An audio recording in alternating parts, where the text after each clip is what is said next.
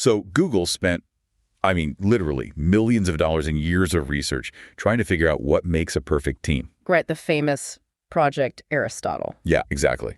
And they analyzed software stacks, they looked at budgets, they even cross-referenced the educational backgrounds on everyone's resumes. Hoping to find a formula. Right. But the answer they found had absolutely nothing to do with any of those things. It came down almost entirely to human behavior. Which is pretty surprising to a lot of people. It really is. So welcome to this deep dive. As someone who, loves to figure out how things actually tick, you've probably sat in a project kickoff meeting and thought, okay, this is either going to be a miraculous success or it's going to spectacularly crash and burn. Oh, we've all been in that exact meeting. Definitely. And when the dust settles, whether it's a win or a total failure, you're left wondering why. Like, you had the exact same resources, the same timelines, so why does one project succeed while another just completely falls apart? Well, we naturally want to blame the circumstances, We point the finger at the budget or the timeline or the client who kept changing their mind at the 11th hour. Oh, yeah, the classic scapegoats. Exactly. No. But if you look closely at the architecture of a team under pressure, the root cause usually boils down to something much more fundamental. Project management isn't actually about the tools or the Gantt charts at all. Right. It is fundamentally a behavioral science discipline, just kind of disguised as an administrative one. Okay, let's unpack this. Our mission today is to uncover those hidden behavioral drivers, and we are pulling our insights from a really fascinating piece of research by Stalemates titled 7 Project Management Archetypes. It's a great piece. It really is. And Yeah. before we even get into the specific personalities like the doers, the dreamers, the protectors, we need to establish the overarching mechanism here. Because I think a lot of people assume that if a team is failing, the obvious solution is to just, buy a better software platform. Yeah, organizations fall for that trap constantly. They spend millions on new platforms thinking it will somehow just magically fix their culture. Just install an update for better teamwork. Right. But team culture isn't a poster on the wall or a slick software dashboard. According to the Stalemates research, culture is built through actual on-the-ground behaviors. Specifically, it's the sum of repeated micro-decisions. Break that down for us. Like, what does a micro-decision actually look like in the wild? Well, it's the small, split-second choices a project manager makes every single day. Think about how they run a morning check-in. Yeah. Do they ask the team, what did you do yesterday? Or do they ask, what is blocking you today? Oh, that's a subtle but huge difference. Exactly. Or think about how they handle a client who inevitably asks for, just one more small feature. Do they flag that scope creep immediately? Or do they just silently absorb the risk and push the team to work through the weekend? Right. Do they make you stay late to get it done? So it's those tiny moments of friction that actually set the tone for the entire project. Yeah, and the defining variable in all of this is stress. When cognitive load is high, people stop operating from their training and they default to their most natural, instinctual style. They just revert to factory settings. That's a perfect way to put it. When a project manager defaults to their natural style, they're essentially setting the invisible rules of engagement for the whole team. They dictate what is acceptable and what isn't without ever actually writing it down in a manual. Which brings us back to that Google data, right? Their Project Aristotle. They found that the top drivers of effectiveness were psychological safety and dependability. Neither of which comes from a software tool. Right. They are direct outputs of human behavior. If a project manager behaves in a way that makes it safe to admit a mistake early on, well, then you have psychological safety. Makes total sense. And the PMI Pulse of the Profession report backs this up too. They consistently find that the top causes of project failure are poor communication and unclear requirements. The Stalemates article has this one line that I found incredibly clarifying. It says, missed deadlines are almost always the result of missed decisions first. That is such a crucial insight. Yeah. A slip deadline isn't a sudden out-of-the-blue event. It's a lagging indicator of a conversation that someone was simply too afraid or too disorganized to have 3 weeks ago. Exactly. It's like thinking that buying a $10,000 high-end professional oven is automatically going to make you a master chef when the real issue is that you just keep forgetting to set the timer. The oven can't fix your underlying behavior. Right. But I do have to push back just a little bit here. Go for it. Doesn't a good software platform at least force a team to communicate better?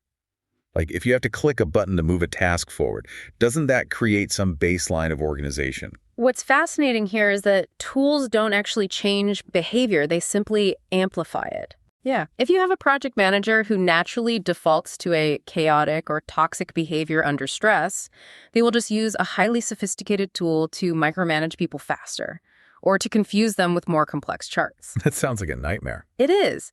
If your default instinct is to avoid conflict, a new software tool is just going to give you a very organized, highly visible way to continue avoiding conflict. So the tool just gives you a megaphone for your existing personality. That's a great way to look at it.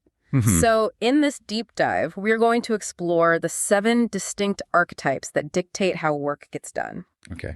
All right. We'll look at their unique superpowers, their highly predictable shadow sides, which is what happens when those superpowers go a little rogue under pressure, and crucially, how to coach each of these personalities. Let's start with a group whose micro-decisions are entirely geared toward aggressively pushing the work forward. The doers and the dreamers. Right. Who is the first archetype we encounter here? First is the enforcer. This is a very distinct personality type. Their superpower is cadence, accountability, and fast escalation. They sound intense. Very. If you have a deadline, the enforcer makes that deadline feel very, very real to everyone involved.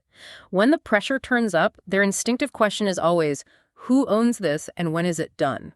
Wait, are they just glorified bullies? Because if someone is just walking around barking, when is this done at everyone, that sounds like a miserable environment to work in. Well, that is the shadow side of the enforcer. When they are uncoached and under extreme stress, the team culture shifts strictly to compliance. Just doing what you're told so you don't get yelled at. Exactly. People stop focusing on doing great, innovative work and start focusing entirely on avoiding the enforcer's wrath. Worse, people will actively hide problems. Like what kind of problems? Imagine a developer who hits a massive roadblock in the code.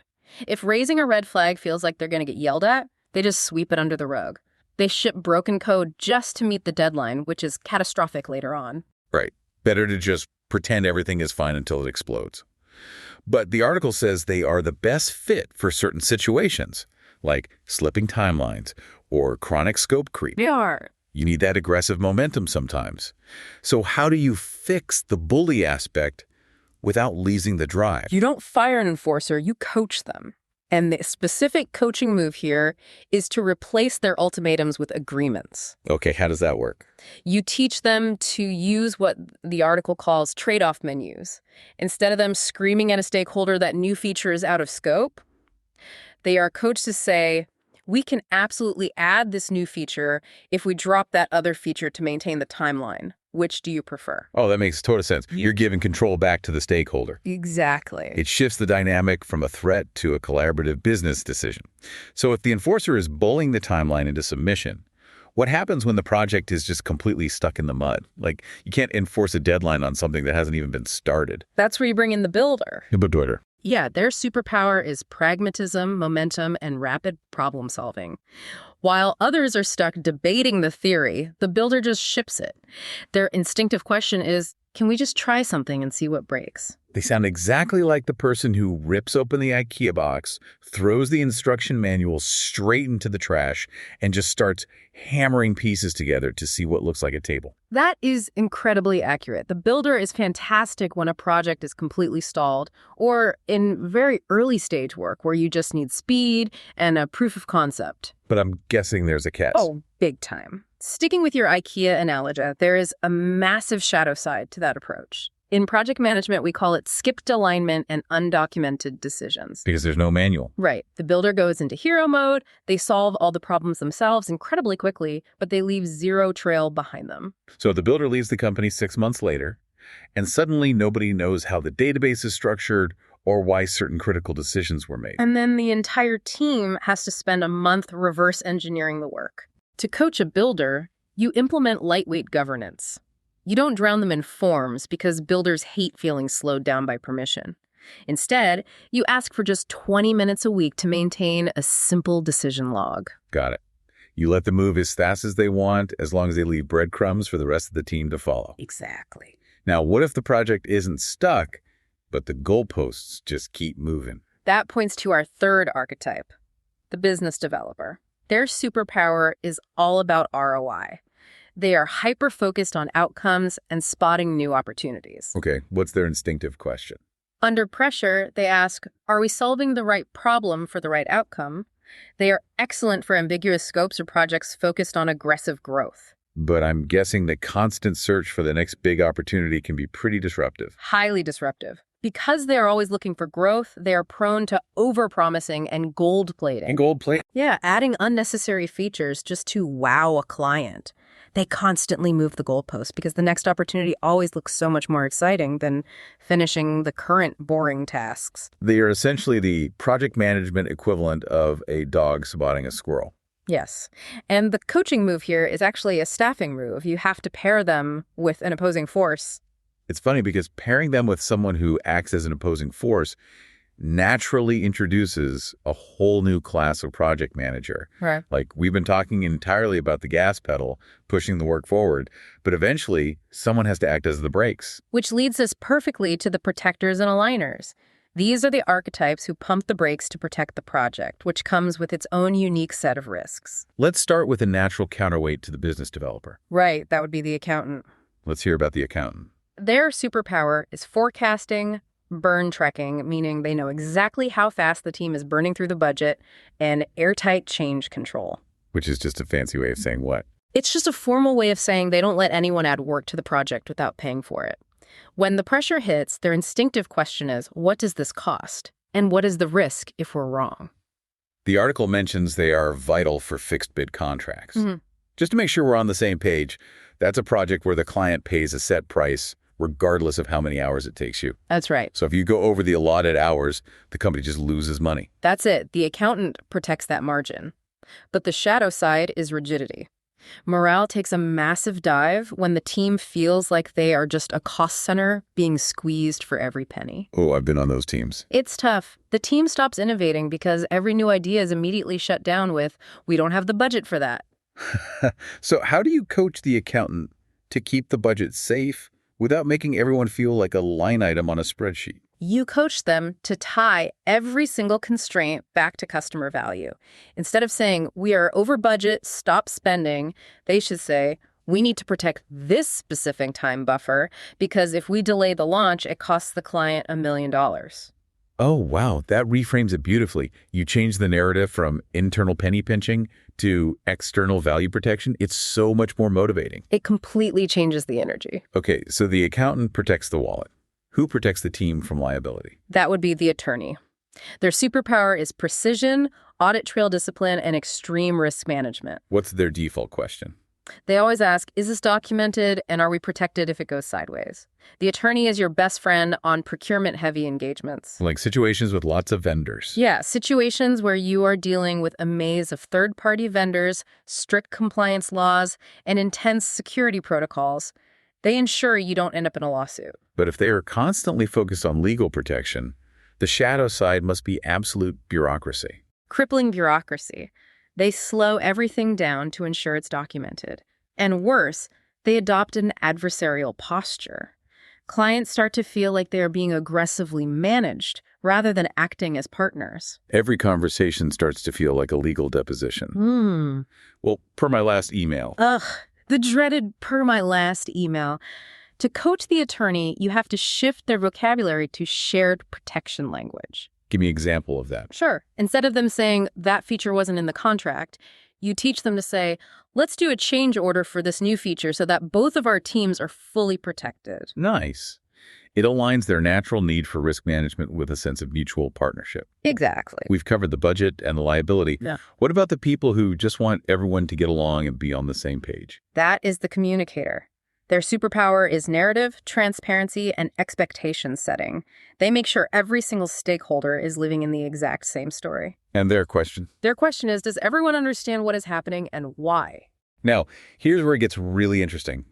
Looking at the shadow side in the article, it says the danger is too many updates and slow decisions. Yeah. But I have to push back as a learner here. Is it actually possible to have too much communication? Because personally, I love getting updates. I want to know everything that's going on. I get that. But if we connect this to the bigger picture, we have to recognize a difference between clarity and consensus. Yes, people love to be informed, but the shadow side of the communicator is that they confuse sharing information with making a decision. Oh, I see. Because they want everyone to be happy and informed, they seek consensus on everything. This leads to those endless, soul-crushing reply-all email threads that completely paralyze a team's momentum. Oh, that makes so much sense. Consensus feels incredibly safe to the communicator, but it is the ultimate enemy of speed. You end up waiting 2 weeks for 14 people to agree on a button color. Exactly. So how do you coach a communicator out of that habit? You don't stop them from communicating, you just put boundaries on it. You time box their consensus windows. Time boxing. Right. You coach them to say, here is the proposed decision. If I don't hear any major objections by 3:00 p.m. on Thursday, we are moving forward. It forces a decision without waiting for unanimous, passive approval. So we've seen what happens when people push for speed, and we've seen what happens when people pump the brakes for risk. But what happens when a project isn't just about the work, but is actually about the people themselves? That leads us to our final archetype, the leader. The leader. Their superpower is coaching, conflict navigation, and pure resilience. Under pressure, they don't ask about the budget or the timeline. They ask, is the team okay, and do they know what good looks like? That's refreshing. They are essential for new teams, post-reorganization environments, or situations where burnout risk is critically high. They sound like the ultimate safety net. But I'm assuming the shadow side is that everyone is so comfortable and emotionally supported that nothing actually gets done. Blurry accountability is the defining shadow side here. Because the leader spends so much time making sure everyone feels heard, they often fail to assign strict responsibility. Give me a scenario. So imagine a major deadline is missed. The team has a meeting, everyone feels great about the team dynamic and how supportive everyone is, but no one is actually clearly responsible for the failure. We failed, but we failed as a family. Exactly. Which does not deliver a successful project. Right. The coaching move for the leader is to force them to set explicit decision rates early on. They need to document exactly who decides what, and they need to define the escalation triggers long before they are actually needed. So bringing this all together, we've gone through all 7. The enforcer, builder, business developer, accountant, attorney, communicator, and leader. That's the bench. So what does this all mean? If I'm a listener right now and I'm prepping to lead a massive, highly disorganized, potentially burnt out new team tomorrow morning, which one of these archetypes should I consciously try to channel? In a disorganized, burnt out scenario, you definitely want to start by channeling the leader. You need to build that resilience and psychological safety first. Okay. However, as we just discussed, you have to be hypervigilant about that shadow side. Don't let empathy become an excuse for a lack of accountability. The source material makes a really strong point here about building the bench. It states that there is no single perfect project manager. You can't just hire an entire team of leaders and expect to succeed across the board. Strong companies hire for range. They look at their portfolio of projects and they staff based on the specific pressure that a particular project is going to create. Like matching the tool to the job. Exactly. If you have a highly regulated fixed bid contract, you put an accountant in charge. If you have a stalled internal initiative, you unleash a builder. And you pair them up to cover their blind spots. The article also mentions that sometimes, if a team is truly flailing and needs structure fast, bringing in an outsourced PM can instantly inject that momentum. Because an outsider doesn't have the baggage of the internal team dynamics. They can step in, identify the missing archetypes, and apply the right pressure immediately without worrying about office politics. That's a huge advantage. It is. The biggest takeaway here is that when you understand these personalities, you stop treating project setbacks as personal character flaws. That completely flips the script. You aren't managing a personality flaw, you're just fixing a predictable operational glitch. Yes, exactly. So, to wrap this framework up for you listening, the core value here is self-discovery. Look at those 7 instinctive questions we covered. Figure out which one you naturally shout in your head when the server crashes or a client yells. That is your default archetype. Once you know it, you can consciously harness your superpower and actively coach yourself away from your inevitable shadow side. It gives you a rapid framework for diagnosing team dysfunction. You'll never have to feel overwhelmed by office dynamics again because you'll be able to see the underlying code. It's like seeing the Matrix. You'll recognize that your coworker isn't trying to ruin the project. They are just an uncoached attorney archetype operating under extreme stress. It demystifies the whole process. But before we go, there is one final provocative thought we want to leave you with to chew on. Yeah, we've talked extensively about how individual project managers default to these archetypes under stress. But this raises an important question. What happens when an entire corporate organization is put under massive macroeconomic stress? Does a whole company adopt an overarching corporate archetype? Right. Like, if a recession hits, does the entire C-suite suddenly shift into a corporate-wide attorney mode where everything is entirely focused on risk mitigation and extreme documentation? And if that happens, how does that macro culture clash with the individuals on the ground who are just trying to be builders and ship products? It's a fascinating dynamic to consider. When the microculture of the project manager collides with the macroculture of a stressed organization, the friction can be immense. It's definitely something to look out for. It really makes you look at your own company in a totally different light. The next time you're sitting in a kickoff meeting, wondering if the project is going to be a miracle or a crash, don't look at the software tools. Look at the people. And look at the micro decisions. Because that is where the real work happens.